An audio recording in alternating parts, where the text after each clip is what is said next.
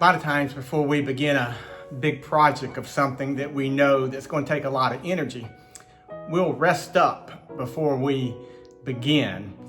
We might take a few moments to catch our breath or just drink something or build up our stamina so we can get ready for whatever is going to take some energy to tackle. It might be a project at home or at work, but something that we know is going to demand some energy from us.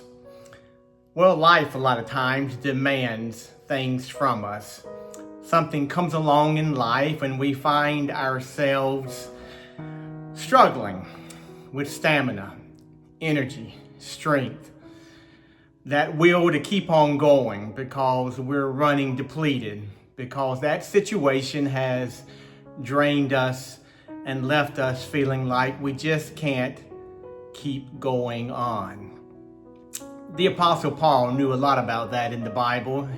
He was a missionary to the Gentiles, and he found himself in difficult situations a lot of times. In his letter to the Philippians, he was writing to them from a prison cell about his situation, about times when he felt strong and had lots of strength, and times when he was depleted, when he had little to go on. But he reminded himself and he reminded the church he was writing to that he could do all things through Christ who strengthened him.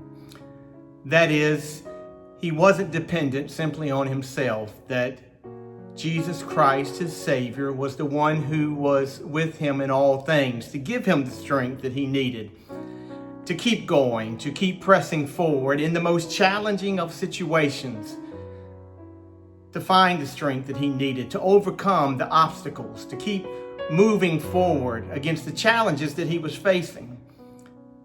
That if he depended solely on himself, well, he would never make it, and neither will we. But so often in life, we try to tackle life by ourselves, to do it on our own strength, our own energy, our own willpower. But that's the recipe for failure. We can't make it on our own. We need something greater than ourselves.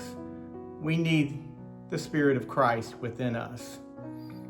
I always remember the 1992 Olympics in Barcelona, that runner who was running the 440 when he tore his hamstring.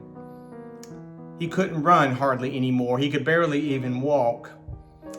And there's this powerful image of his father running out of the stands to join him on the track.